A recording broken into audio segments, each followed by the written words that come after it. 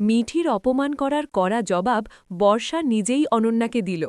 হ্যাঁ বন্ধুরা, চিরসখা সিরিয়ালের আজকের পর্বে এমনটাই দেখতে চলেছি। গল্পের শুরুতেই দেখা যায় ঘটনাটা যেন আচমকাই সবার সামনে ঘটে গেল। বাড়ির অন্দরমহলে তখন ছোটখাটো আয়োজন চলছিল। সবাই ব্যস্ত, কেউ সাজসজ্জায়, কেউ অতিথি আপ্যায়নে। সেই সময়ই কথার ছলে অনন্যা এমন কিছু মন্তব্য করে বসে যা সরাসরি মিঠির সম্মানেই আঘাত হানে। প্রথমে মিঠি চুপ করেছিল, তার স্বভাবটাই এমন, অকারণে তর্কে জড়ায় না। কিন্তু উপস্থিত অনেকেই বুঝতে পারছিল কথাগুলো তাকে ভীষণ কষ্ট দিয়েছে। পরিবেশটা ধীরে ধীরে অস্বস্তিকর হয়ে উঠছিল।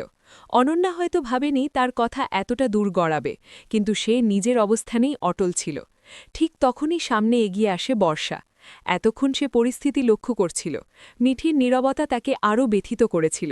দৃঢ় গলায় বর্ষা অনন্যাকে জানিয়ে দেয়, কাউকে ছোট করে নিজেকে বড় প্রমাণ করা যায় না।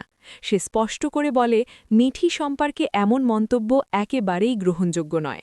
বর্ষার কণ্ঠে ছিল আত্মবিশ্বাস আর প্রতিবাদের শক্তি। উপস্থিত সবাই স্তব্ধ হয়ে যায়। কেউ কেউ মনে মনে সমর্থন জানায়, আবার কেউ অবাক হয়ে তাকিয়ে থাকে। অনন্যা প্রথমে প্রতিবাদ করতে চাইলেও বর্ষার যুক্তির সামনে সে থমকে যায়। বর্ষা জানিয়ে দেয়, বন্ধুত্ব আর সম্পর্কের ভিত্তি হল সম্মান, সেখানে অপমানের কোনো জায়গা নেই। মিঠি তার নিজের যোগ্যতায় সবার প্রিয়, কথা বলতেও সে দ্বিধা করেনি। ঘটনার পর পরিবেশ ধীরে ধীরে স্বাভাবিক হয়। অনন্যাও বুঝতে পারে তার কথায় বাড়াবাড়ি হয়ে গেছে। মিঠি কৃতজ্ঞ চোখে বর্ষার দিকে তাকায়। সে কিছু না বললেও বোঝা যায় পাশে এমন একজন মানুষ থাকা কতটা শক্তি দেয়। এই ঘটনার পর থেকে সবাই আরও সতর্ক হয়ে যায়, কারণ তারা বুঝে যায় অন্যায়ের বিরুদ্ধে দাঁড়াতে কেউ না কেউ থাকেই। আর সেই দিন মিঠির সম্মানের পাশে সবচেয়ে দৃঢ়ভাবে দাঁড়িয়েছিল বর্ষা। আবার দেখা হবে পরের ভিডিওতে।